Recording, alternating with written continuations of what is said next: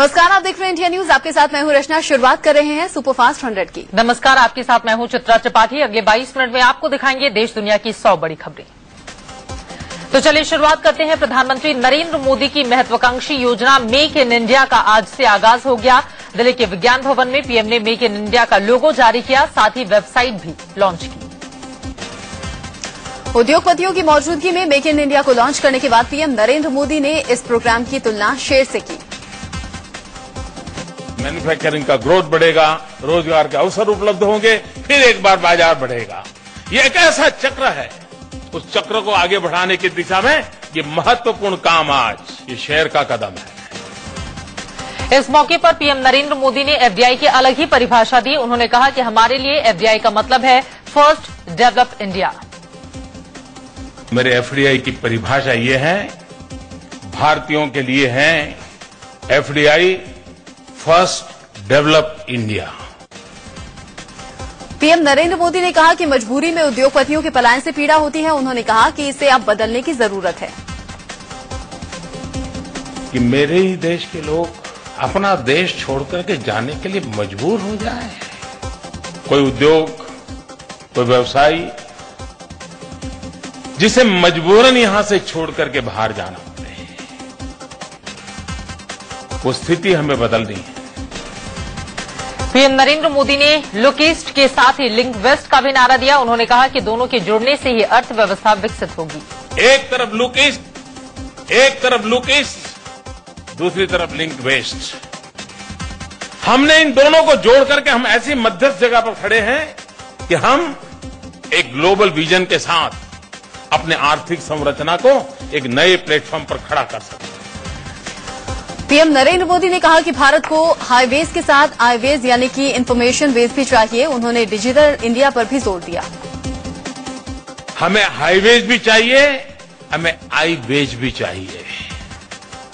When I say iWage, information ways, and that is for the digital India. प्रधानमंत्री नरेंद्र मोदी ने यह भी कहा कि उद्योगपतियों के लिए उत्पाद के साथ साथ ऐसे ग्राहक भी जरूरी हैं जो उनके सामान खरीद सके। उन्होंने कहा कि गरीबों को रोजगार मिलेगा तो परचेजिंग पावर खुद ब खुद बढ़ जाएगी। सुस्त पड़े भारतीय उद्योगों को पटरी पर लाने और विदेशी निवेश लुभाने के मकसद से मेक इन इंडिया प्रोग्राम बना है। इसके जरिए देश को ग्लोबल मैन्युफैक्चरिंग हब बनाने का भी लक्ष्य है।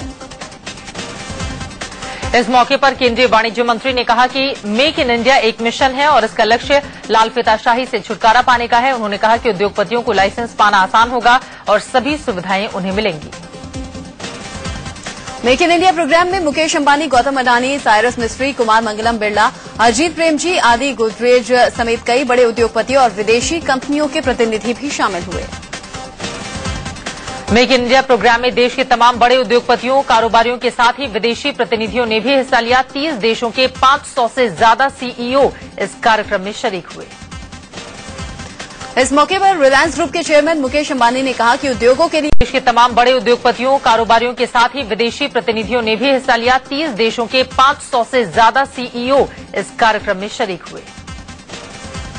इस मौके पर रिलायंस ग्रुप के चेयरमैन मुकेश अंबानी ने कहा कि उद्योगों के लिए आज का दिन ऐतिहासिक है। उन्होंने कहा कि अगले 12 से 15 महीनों में रिलायंस 12.5 लाख लोगों को रोजगार देगा।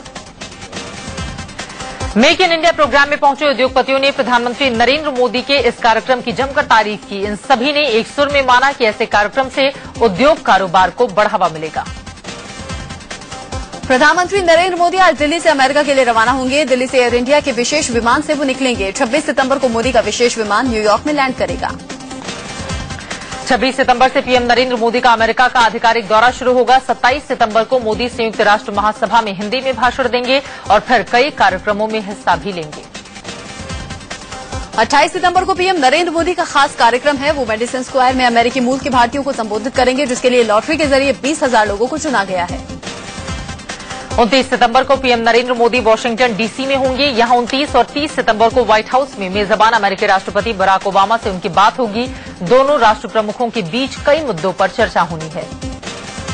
ओबामा और मोदी की मुलाकात में आईएसआईएस आतंकियों के मुद्दे पर भी चर्चा हो सकती है। माना जा रहा है कि मुलाकात के दौरान राष्ट्रपति ओबामा मोदी से आईएसआईएस के खिलाफ लड़ाई में सहयोग मांग सकते हैं। राष्ट्रपति बराक ओबामा के अलावा पीएम मोदी पूर्व राष्ट्रपति बिल क्लिंटन और पूर्व विदेश मंत्री हिलेरी क्लिंटन से भी मिलेंगे। मोदी तकरीबन 50 अमेरिकी सांसदों से भी मुलाकात करेंगे। अमेरिकी दौरे पर प्रधानमंत्री नरेंद्र मोदी कुछ भी नहीं खाएंगे। उनका नवरात्र का व्रत चल रहा होगा। ऐसे में अमेरिका उनके स्वागत में व्रत में खाए जाने वाले खाने की तलाश में है। अमेरिका और न्यूयॉर्क का सबसे बड़ा वेजिटेरियन चेन होने का दावा करने वाला मिठास रेस्टोरेंट ने ऐसा खाना उपलब्ध कराने के लिए आयोजकों से बातचीत की थी, लेकिन बात बनी नहीं, ऐसा इसके मालिक ने दावा किया है। मिठास रेस्टोरेंट के मालिक कमल अरोड़ा का कहना है कि उन्होंने मिशन इंडिया से पीएम मोदी और उनके डेलीगेट्स को नवरात्र की थाली उपलब्ध कराने की बात की थी, लेकिन उन्हें निराशा हाथ लगी। मिठास रेस्टोरेंट के मालिक का कहना है कि व्हाइट हाउस भी इस बात को लेकर परेशान है कि वो व्रत में चल रहे भारतीय मेहमानों का स्वागत कैसे करेगा। बावजूद इसके मिठास रेस्टोरेंट को ये मौका नहीं दिया गया। मिठास रेस्टोरेंट के मालिक का दावा है कि उनके यहाँ नवरात्र में मिलने वाली थाली बिल्कुल साफ सुथरे तरीके से तैयार की जाती है। वो भारतीय प्रधानमंत्री के स्वागत में ये थाली उपलब्ध करवा सकते थे। उन्हें अफसोस है कि ये मौका उन्हें नहीं मिला। मिठास रेस्टोरेंट के मालिक का यह भी दावा है कि उन्होंने प्रधानमंत्री नरेंद्र मोदी के स्वागत के लिए लड्डू और दूसरी मिठाइयों की थाली स्वागत के लिए भेजने की भी बात की थी, लेकिन आयोजक इस बात के लिए भी तैयार नहीं हुए। अमेरिका के न्यू जर्सी शहर में भी एक इंडियन रेस्टोरेंट है जिसे मिनी इंडिया कहा जाता है। इस रेस्टोरेंट में हर तरह का इंडियन खाना मिलता है। इस होटल के मालिक और कर्मचारियों को भी पीएम मोदी का बेसब्री से इंतजार है। इसी मिनी इंडिया रेस्टोरेंट में चलने वाली एक पान की दुकान को भी पीएम मोदी का इंतजार है। इस दुकान के मालिक गुजरात के सूरत शहर के रहने वाले हैं और कई सालों से अमेरिका में भारतीय पान की मिठास लोगों तक पहुंचा रहे हैं। इस दुकान में भारत में मिलने वाले पान की हर किस्म मौजूद है, जिन्हें खाने के बाद भारत में ही होने का एहसास होता है। दुकान के मालिक का कहना है कि वो मोदी जी के अमेरिका पहुंचने और उनके भाषण का बेसब्री से इंतजार कर रहा है। अमेरिका में लोग प्रधानमंत्री नरेंद्र मोदी के स्टाइल को भी कॉपी कर रहे हैं। यहाँ की न्यू जर्सी में मोदी जैकेट की काफी डिमांड है। लोग इसे पहनकर मेडिसन स्क्वायर पर उनका भाषण सुनने जाने वाले हैं। ये जैकेट आजकल खूब बिक रहे हैं। बीजेपी शिवसेना गठबंधन में गांठ बरकरार है। शनिवार को नामांकन की आखिरी तारीख है, लेकिन सीटों का झगड़ा खत्म नहीं हुआ है। इस बीच फिर से बैठकों का सिलसिला शुरू हुआ है। गठबंधन में गतिरोध का आलम यह है कि बीजेपी अध्यक्ष अमित शाह ने अपना मुंबई दौरा रद्द कर दिया है। सूत्रों से खबर है कि बीजेपी शिवसेना में अब तक बात नहीं बनी, जिस वजह से अमित शाह ने अपना दौरा रद्द कर दिया। खबर है कि शिवसेना प्रमुख उद्धव ठाकरे ने महाराष्ट्र बीजेपी के चुनाव प्रभारी ओम माथुर को फोन किया। साथ ही शिवसेना नेता दिवाकर नेता ने भी माथुर से मुलाकात की। बीजेपी की एक अहम बैठक भी मुंबई में जारी है। महाराष्ट्र चुनाव प्रभारी ओम माथुर के घर पर आगे की रणनीति तय की जा रही है। शिवसेना बीजेपी में जारी गतिरोध को लेकर केंद्रीय गृह मंत्री राजनाथ सिंह ने कहा कि अभी बातचीत की प्रक्रिया चल रही है, परिणाम का इंतजार करना चाहिए। अभी बातचीत चल रही है, प्रतीक्षा करें। कल महागठबंधन को लेकर नया फॉर्मूला निकाला जाएगा, जिसमें शिवसेना के लिए 151 सीटें कल तय की गई, बीजेपी के लिए 123, वहीं बाकी 4 छोटे सहयोगी दलों के लिए 14 सीटें रखी गई, लेकिन ये फॉर्मूला भी नहीं चल पाया। कल दिन भर बीजेपी, शिवसेना और सहयोगी दलों के बीच में बैठकों के कई दौर चले। देर रात हुई महागठबंधन की बैठक में नए प्रस्ताव पर चर्चा हुई, जिसके बाद खबर आई कि छोटे सहयोगी दलों ने 14 सीटों पर अपनी सहमति दे दी है। दरअसल मंगलवार को बीजेपी शिवसेना में सीटों के जिस प्रस्ताव पर चर्चा हुई थी, उससे छोटे सहयोगी दल खफा हो गए थे। पुराने प्रस्ताव में छोटे दलों को 7 सीटों का ही ऑफर किया गया था। आरपीआई अध्यक्ष रामदास अठावले ने बीजेपी शिवसेना में जारी गतिरोध पर चिंता जाहिर की। उन्होंने कहा कि नामांकन को 2 दिन बचे हैं और अभी तक सीटों का फैसला नहीं होना अफसोसजनक है। कांग्रेस एनसीपी गठबंधन टूट की कगार पर है। सीटों का बंटवारा तय होने से पहले ही कांग्रेस ने कल कुल 118 उम्मीदवारों की लिस्ट जारी कर दी, तो एनसीपी ने भी अपने मौजूदा विधायकों को नामांकन भरने को कह दिया है। दरअसल एनसीपी 50-50 के फॉर्मूले पर 144 सीटों की मांग कर रही है, लेकिन सूत्रों से खबर है कि कांग्रेस 126 सीटें ही देने को तैयार है और इसी को लेकर दोनों पार्टियों में तनातनी है। एनसीपी के मौजूदा विधायकों ने पर्चा दाखिल करना शुरू भी कर दिया है। नवाब मलिक ने मुंबई के अणुशक्ति नगर सीट से पर्चा भरा, वो यहीं से मौजूदा विधायक भी हैं। लिस्ट जारी होते ही कांग्रेसियों ने भी पर्चा भरना शुरू कर दिया है। कृपाशंकर सिंह ने मुंबई की कलीना विधानसभा सीट से पर्चा भरा। समर्थकों के जुलूस के साथ वो पर्चा भरने पहुंचे थे। कल ही महाराष्ट्र कांग्रेस ने लिस्ट जारी की थी। कराड़ साउथ से सीएम पृथ्वीराज चौहान लड़ेंगे। कालीना से कृपाशंकर सिंह, लातूर से अमित देशमुख और कुडाल से नारायण राणे को उम्मीदवार बनाया गया है। सोलापुर सेंट्रल से कांग्रेस के प्रणीति शिंदे को उतारा गया है, तो सोलापुर नॉर्थ से विश्वनाथ चकोटे, विले पार्ले से कृष्णा हेगड़े और खानापुर से सदाशिवराव पाटिल को उम्मीदवार बनाया गया है। गोहाना से हरियाणा जनहित कांग्रेस के प्रत्याशी धर्मपाल मलिक के चुनाव कार्यालय के उद्घाटन के मौके पर पार्टी सुप्रीमो कुलदीप बिश्नोई और जनचेतना पार्टी के चीफ विनोद शर्मा ने शिरकत की। हवन के बाद धर्मपाल मलिक ने सोनीपत एडीसी ऑफिस में नामांकन किया।